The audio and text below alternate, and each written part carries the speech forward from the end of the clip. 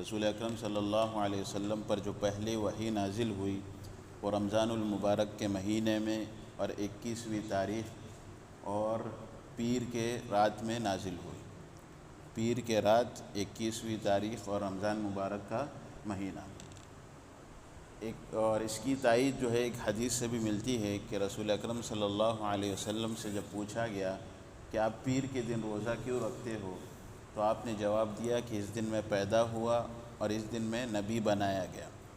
تو پیر کا دن جو ہے یعنی پیر کی رات، جس رات جو ہے پیر شروع ہوتی ہے اس رات میں آپ پر جو ہے وحی نازل ہوئی۔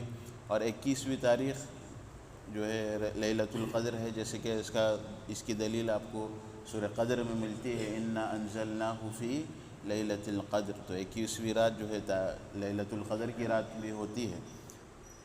تو اس کتاب کے مطابق رمضان المبارک 21ویں تاریخ اور پیر کی رات کو آپ پر وحی کا آغاز شروع ہوا۔ اس میں اختلاف رہ سکتا ہے، بعض جو ہے دوسری تاریخ بتاتے ہیں، وہ الگ مسئلہ ہے۔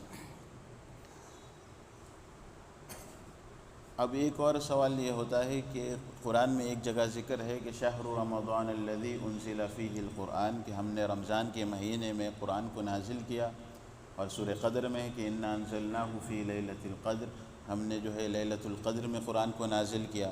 حالانکہ قرآن 23 سال میں جو ہے رسول اکرم صلی اللہ علیہ وسلم کو حاصل ہوا، آپ کے دل مبارک پر نازل کیا گیا۔ تو یہ اس کو کس طرح دور کیا جائے؟ تو علماء کہتے ہیں کہ لوح محفوظ یعنی جہاں پر قرآن مجید محفوظ ہے، وہاں سے آسمان دنیا پر قرآن کو نازل کیا گیا رمضان کے مہینے میں اور لیلۃ القدر کی رات میں، اور اس کے بعد وہ آسمان دنیا سے رسول اکرم صلی اللہ علیہ وسلم کے سینے مبارک پر 23 سال میں وقتاً فوقتاً ضرورت کے مطابق نازل کیا گیا۔ بعض علماء کا کہنا یہ ہے کہ چونکہ آغاز رمضان المبارک کی لیلۃ القدر کی رات میں ہوئی، اس وجہ سے اس طرح کا استعمال کیا گیا کہ قرآن جو ہے رمضان کے مہینے میں نازل ہوا یا لیلۃ القدر میں نازل ہوا۔ تو رمضان المبارک کے مہینے میں 21 تاریخ اور پیر کے رات میں آپ صلی اللہ علیہ وسلم پر وحی کا آغاز ہوتا ہے۔ کس طرح آغاز ہوتا ہے اس کی تفصیل بخاری میں ہے۔ عائشہ رضی اللہ عنہا فرماتی ہیں کہ رسول اللہ صلی اللہ علیہ وسلم پر وحی کی ابتدا نیند میں اچھے خواب سے ہوئی۔ آپ صلی اللہ علیہ وسلم جو بھی خواب دیکھتے وہ پورا ہو جاتا، جو بھی آپ خواب دیکھتے وہ صحیح ہو جاتا۔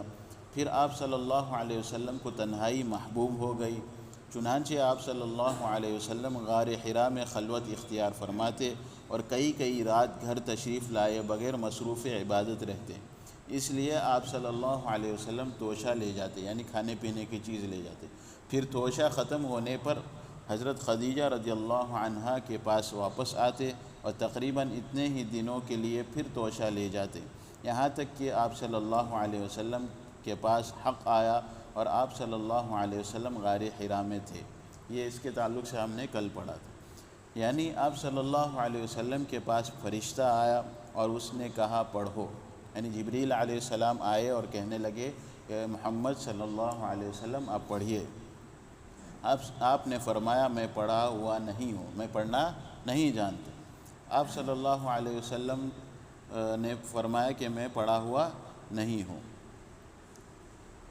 آپ فرماتے ہیں یعنی رسول اکرم صلی اللہ علیہ وسلم فرماتے ہیں کہ اس نے یعنی اس فرشتے نے مجھے پکڑ کر اس زور سے دبایا کہ میری پوری قوت نچوڑ دی، یعنی مجھے ایک دم اچھی طرح سے دبایا، بہت زور سے دبایا۔ پھر چھوڑ کر کہا پڑھو، میں نے کہا میں پڑھا ہوا نہیں ہوں۔ اس نے دوبارہ پکڑ کر دبوچا، دبایا، پھر چھوڑ کر کہا پڑھو، میں نے پھر کہا میں پڑھا ہوا نہیں ہوں، یہ تیسری بار۔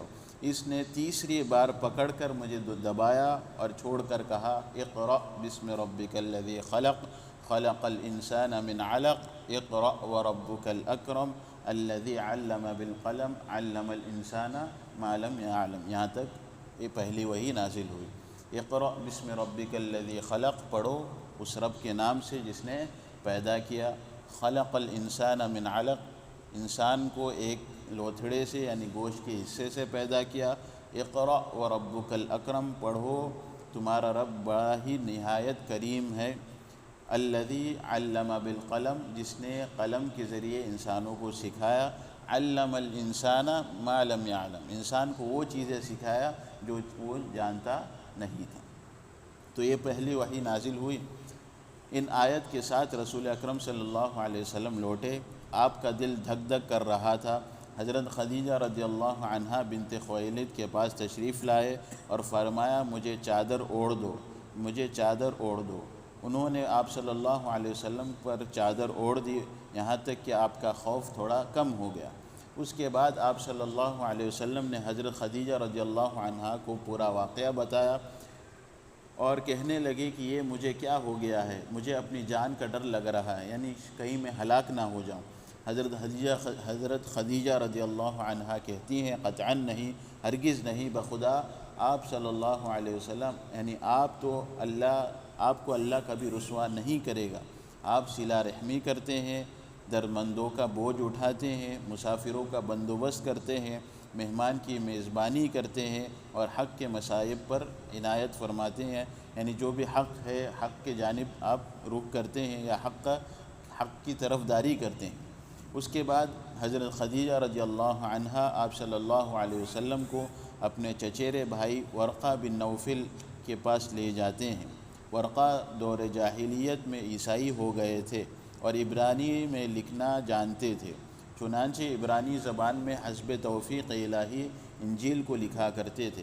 اس وقت بہت بوڑھے اور نابینا ہو چکے تھے۔ ان سے حضرت خدیجہ رضی اللہ عنہا نے کہا بھائی جان آپ اپنے بھتیجے کی بات سنیے۔ ورقہ نے کہا بھتیجے تم کیا دیکھتے ہو یا کیا تم نے دیکھا، کیا مشاہدہ کیا؟ رسول اللہ صلی اللہ علیہ وسلم نے کہا کہ جو کچھ آپ کے ساتھ ہوا وہ آپ نے بیان کیا۔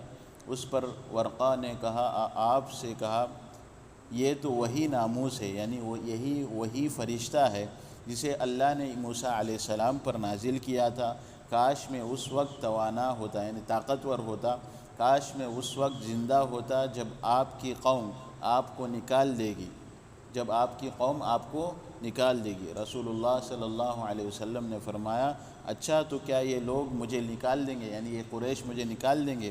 ورقہ نے کہا ہاں، جب بھی کوئی آدمی اس طرح کا پیغام لایا جیسا تم لائے ہو تو اس سے ضرور دشمنی کی گئی، اور اگر میں نے تمہارا زمانہ پا لیا تو تمہاری زبردست مدد کروں گا۔ اس کے بعد ورقہ جلد ہی فوت ہو گئے اور وحی کا سلسلہ رک گیا۔ تو یہ بخاری کی روایت ہے کہ اس طرح آپ صلی اللہ علیہ وسلم پر وحی کا آغاز ہوا کہ سب سے پہلی جو آیتیں نازل ہوئیں اس میں اللہ رب العالمین نے پڑھنے کا ذکر کیا کہ پڑھو، پڑھنے کا حکم دیا، ذکر بھی نہیں کیا بلکہ حکم دیا۔ آج اسی میں ہماری قوم کتنے پیچھے نظر آ رہے ہیں۔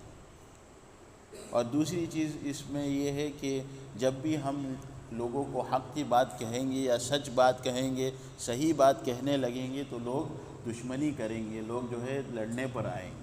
اور تیسرا سبق جو ہمیں ملتا ہے کہ انسان اگر کبھی خوف میں ہے، کبھی جو ہے ڈر میں ہے تو اس کو دلاسا دلانا چاہیے، جیسے کہ حضرت خدیجہ رضی اللہ عنہا نے دلاسا دلایا، اطمینان دلایا کہ نہیں ایسا ہرگز نہیں ہوگا کہ آپ ہلاک ہو جائیں گے، آپ ختم ہو جائیں گے، بلکہ دلاسا دلایا اور آپ کی تکلیف کو کم کرنا چاہا۔ تو اسی طرح ہم لوگوں کے تکلیفوں کو کم کریں اور لوگوں کی زیادہ سے زیادہ مدد کریں۔